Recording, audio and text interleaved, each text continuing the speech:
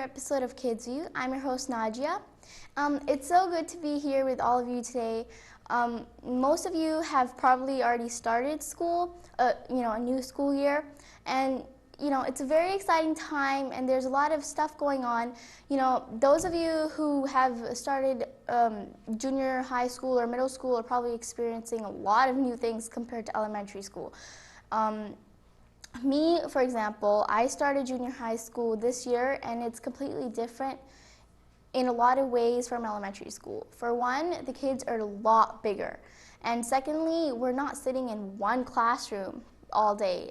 Instead, we have 6 different classes with different teachers, and a lot of the different teachers, and they offer us a lot of different things and a new schedule for the entire day, which makes school much more exciting and fun and different.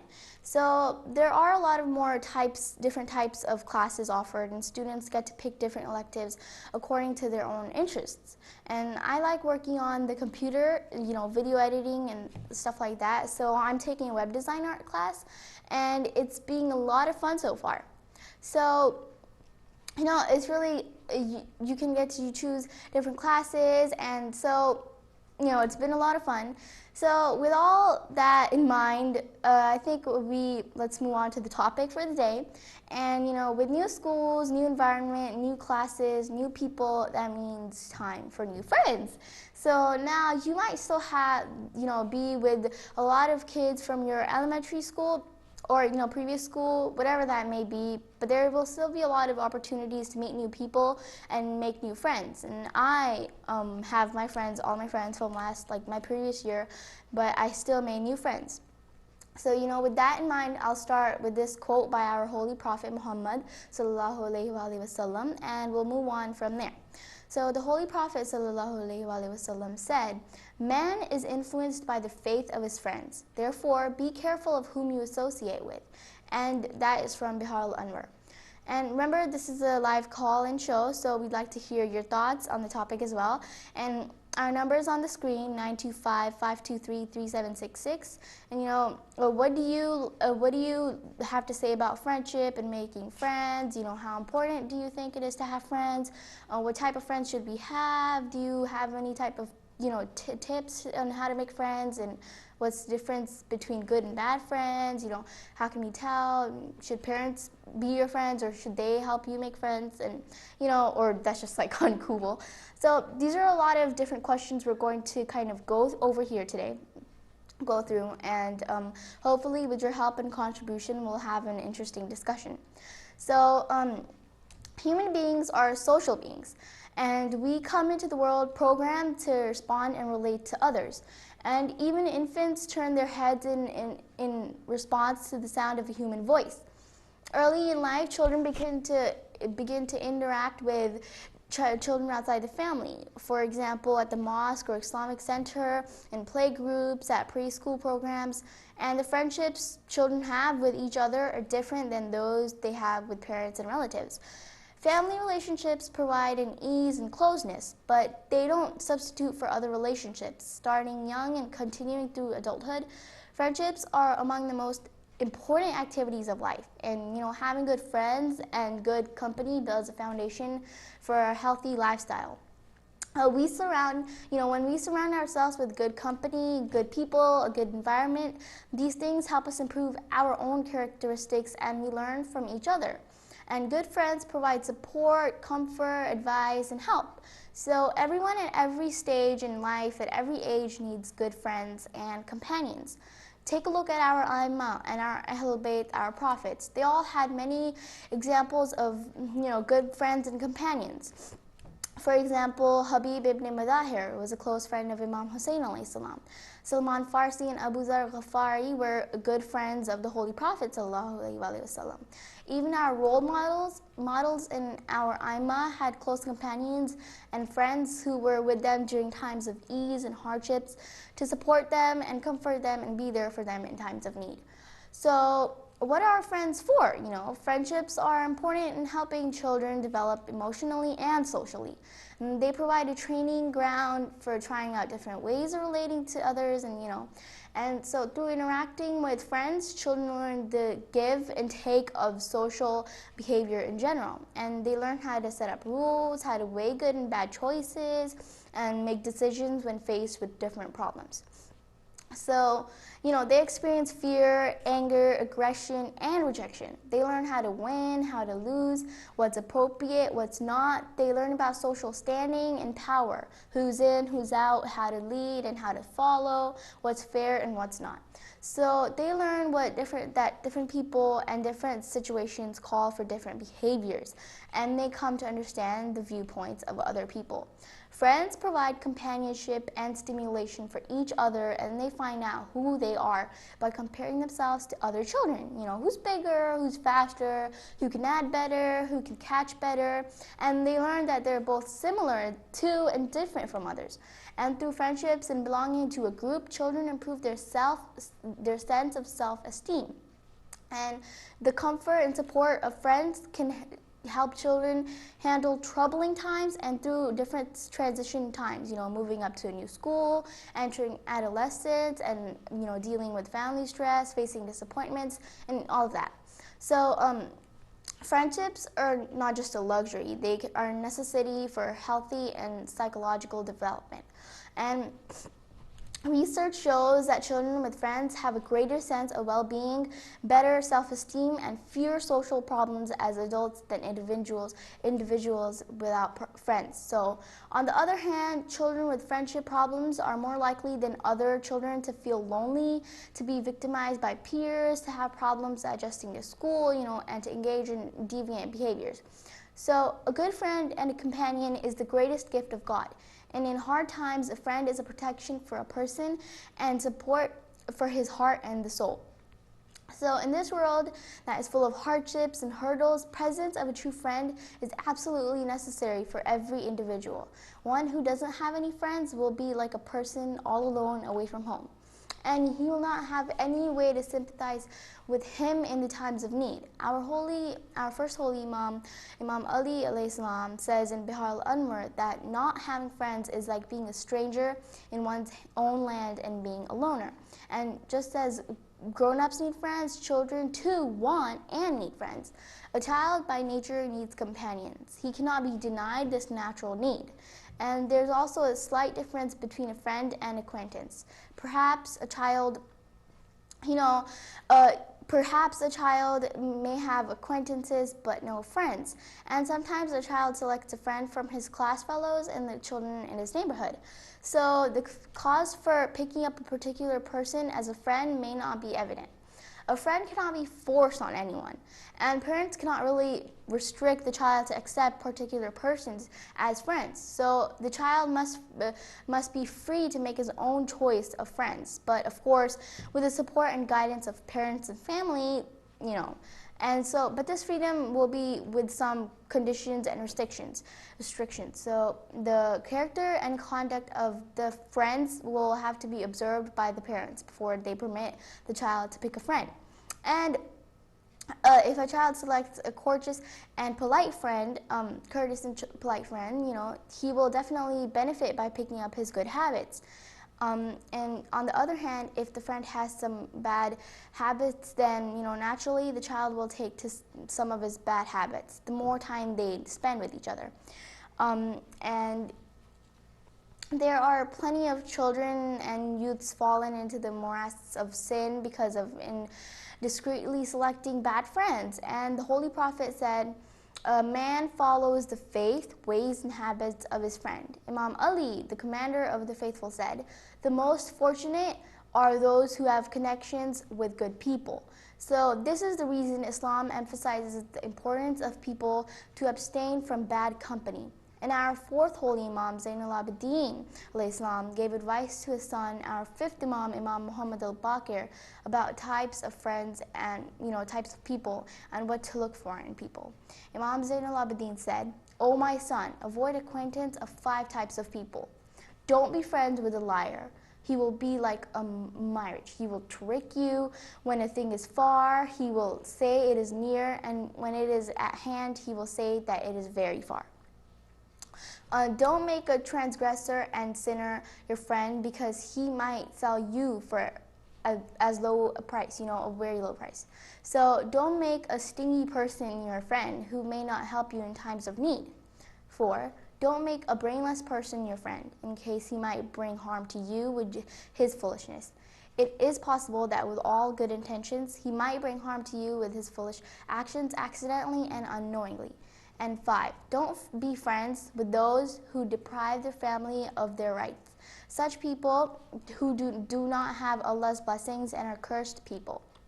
So there's a lot of responsibility and role models that parents play in their child's friend selection process.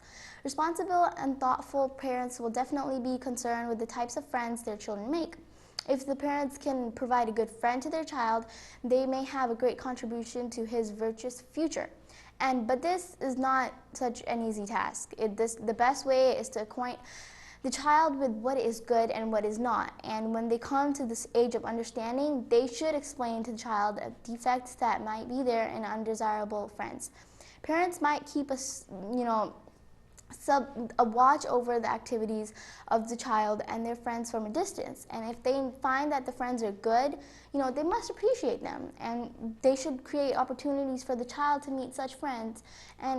But if they notice that the child has picked up an undesirable acquaintance, then they should try to cut this friendship short. And if the child persists in such friendship, deal with the matter strictly. And bad friends are a bad idea. So parents can help the child in making good friends by creating opportunities for the children to meet and interact with one another, for example, at the Islamic Center, in sport activities, or even at home. So parents should not be totally unaware of the type of friends their child has, especially younger children who are still in the developing and growing stage in their youth. And this will be the period in his life when habits are developing, and any type of influence, good or bad, will play a big role in how their personalities and habits develop. And on the part of the parents might result in irreparable harm to the character and conduct of the child. So if he is always surrounded by bad company, always remember, prevention is better than cure. So how can parents help practically? Some children seem to be born with social talent, and others may need some additional help. And although parents can't really sit a child down and teach social skills word by word, there are many things they can do to help them and guide them along the way. And depending on the age of the child, and what stage of life they are in, whether they are in elementary school or in high school or teenagers, there are different ways a parent can guide their child. For the young children, children learn through imitating parents' behavior. So think about your own experiences with friendships and how you interact with others on a daily basis, and how your style might affect your children. What kind of friends do you as parents have? What are they good friends? Do they have respectful behavior? Are they religious and God-fearing? Remember, when at such an age, and young age, children copy and imitate their parents, and their behavior, and they follow their footsteps. You're the role model for your children. So it's very important that parents have good company and keep good friends.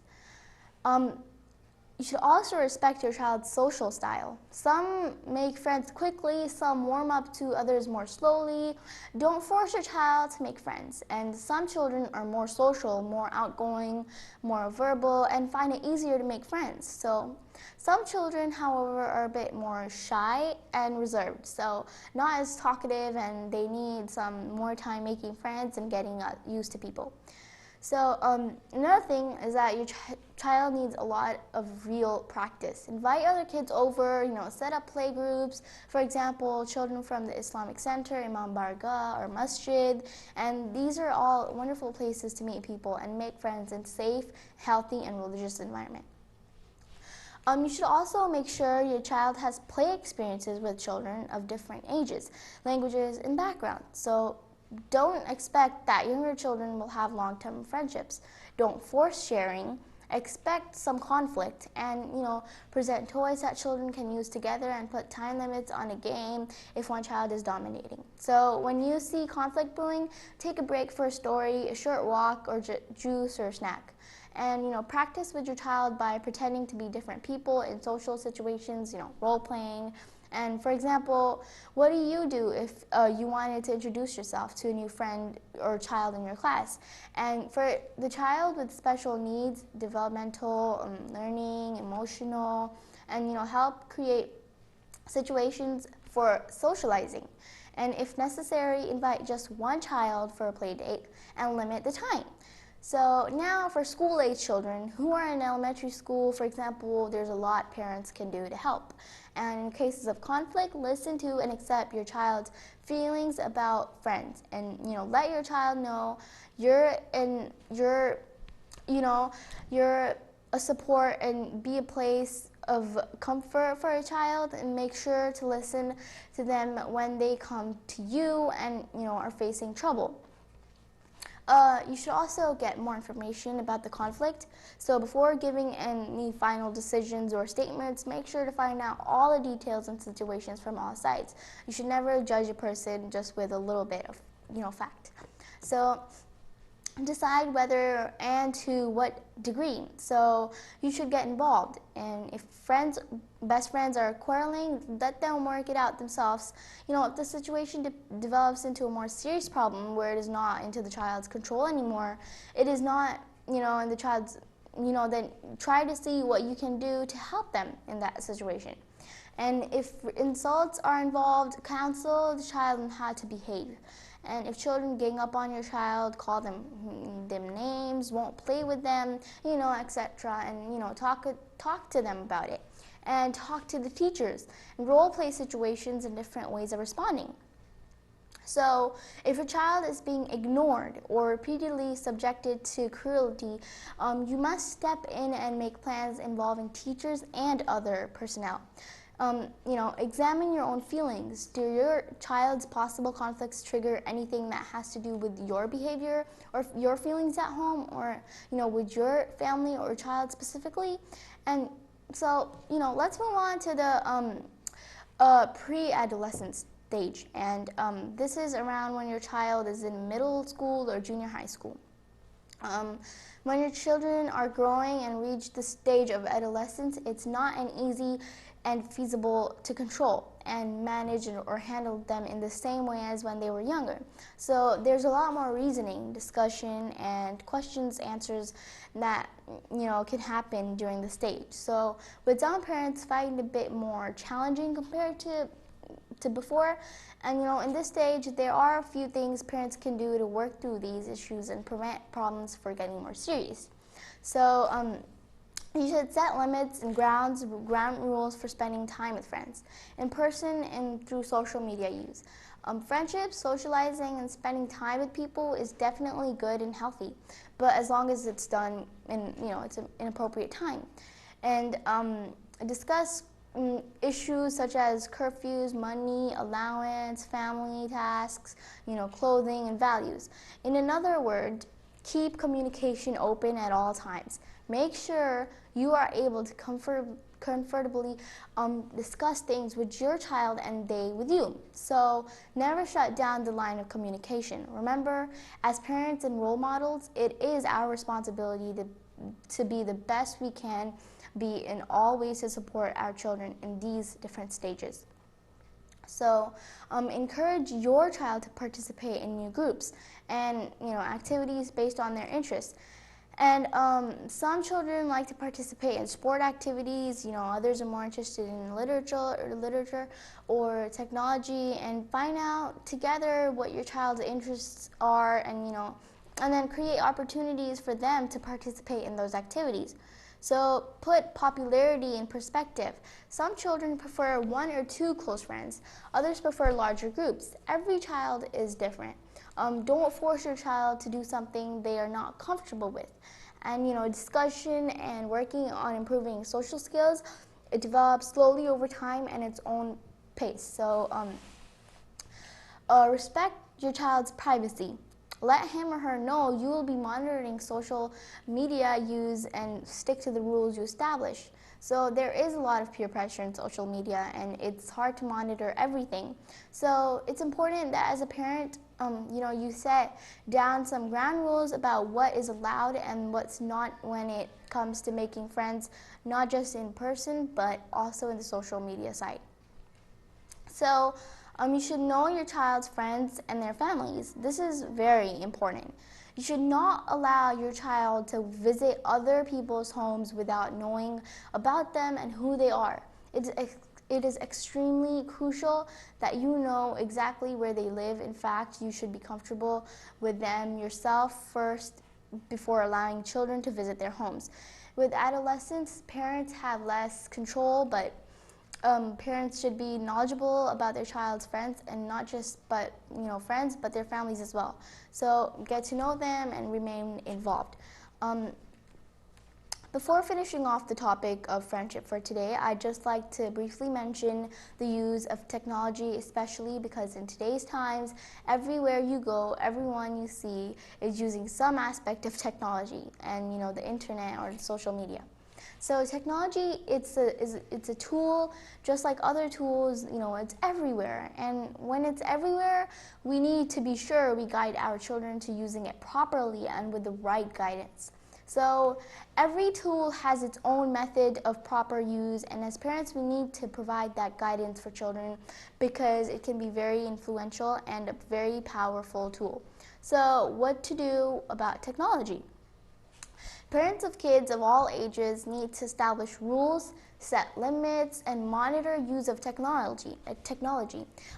With younger children, make sure they use the main computer or laptop and make sure it is located in the main area of the house. For example, in our house, we have the main computer, which is in the main living room of the house, where people are continuously coming and going. Parents, family, and siblings. So with young children who are still learning how to use the computer or internet, it's very important that they use a computer where parents can watch them and keep an eye on them. So the computer and internet, as I mentioned before, are tools. And as all tools, they have their positives and negatives. Nowadays, with all these social media sites like Facebook, Twitter, Instagram, and so many others, when children have access to these sites through schools or friends or even at home, it's not possible nor a good idea to force them to stay away from something without discussing the reasons behind it. So if the child is too young, obviously they will not be involved in these social media sites. But with adolescents, for example, instead of forcing your opinions on your child, try your best to work with reasoning on what is allowed and is not. So try to explain why. And go over the positives, the negatives, the pros and the cons. So as parents, you would rather be in open communication and relationship with your child where they have access to social media sites and be able to monitor them. So instead of forcing them not to use them, which may just cause the child to go behind the parent's back and do it anyway. And when that stage comes, it's not possible for parents to be a part of it or monitor it. So when it comes to these things, discuss the necessity of having them with your child, and then set rules and regulations and guidelines on how best to use them and monitor your child's activities. For Facebook, with Facebook, if your child wants to put up photos, discuss what kind of photos and other information are appropriate for sharing online and what things aren't. So for example, not posting important and private information such as address and location, and keeping the profile private for friends, and not allowing random strangers to get information.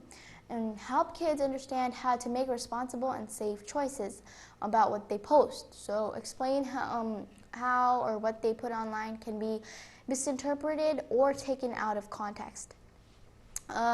Make sure your teens know what to do if they're being harassed online by a friend or a stranger. And starting with telling you, again, this goes back to an open line of communication. And when your child will have faith and trust in you, they will be sure to come to you in times of trouble, confusion, need. So these are all different aspects of our topic of friendship. Friendship is a key part of every child, every adult, every human being. And when we have good people around us, good role models around us, we invite goodness towards ourselves. Good friends help us to stay on the right track and be good people. Similarly, if we have bad company or bad friends, we become, used to a negative environment and face negativity. So our fourth holy Imam, Imam Zainul Abidin alayhi salam, said that the meeting of the righteous invites you to goodness. We shall remember and we should remember that it is necessary to be careful in the selection of friends. Making more friends does not mean that we should have firm relations with anyone and everyone. So if we befriend unmannerly and lazy people, their bad habits will gradually affect us and we shall become lazy and develop similar bad habits like them. So this will make us lose our esteem in the eyes of others, our families, and eventually ourselves. So there is a well-known saying that a man is known by the company he keeps. So we should therefore befriend those people who are good-mannered and pious and hardworking. Islam says that two companions should act as preachers for each other, and each one of them should point out the shortcomings of the other. So by being around such people, we shall come over our weaknesses and advance on the path of progress. Imam Jafar Sadiq alayhi salam said, "My most beloved brother is he who makes me aware of my faults." This means that we should be friends with people who are truly sincere with us and as we are with them. So if we make mistakes, they should kindly point out those mistakes and help us improve them to become a better person. And for example, if I do not pray in time and daily make my salat qaza, my friend should guide me and point out to me that I should pray in time. If he or she does that, I become angry with them, that should be wrong. So by them pointing out my mistake, it shows and proves they are sincere with me and would like to help me get better and become a better person in the eyes of Allah. So these are the types of friends we should keep near and dear to us and hold to their friendship for a lifetime. We do not need to be surrounded by hundreds of friends who are not sincere. So, but even if a few friends are enough, they are truly sincere and are on the path of Allah and help us to be on the path of Allah is enough. So lastly, simply making friends is, after a friend is not the point, nor is it enough. So it is also necessary to hold on to true friendship. This would be possibly only one way, only when we behave with them properly and sincerely. So Imam Ali alayhi salam said, "A man who has no friends is very poor, and poorer than he is he who cannot retain the friendship and loses his friends." So make sure that when you have friends, you have good behavior with them, treat them with kindness and respect the way you would like to be treated. So this will ensure you strong and everlasting friendship. And that brings us to the end of the topic of friendship for today. I hope you learned something. I'm sure I did. And I hope and pray for the safety and success of all our two dear and beloved friends who help us stay on the right path, the path of Allah. Thank you so much for joining us on Kids View today. See you next time, same place on your very favorite show, Kids View. I'm your host, Nadia Sabzwari. Khuda Hafiz.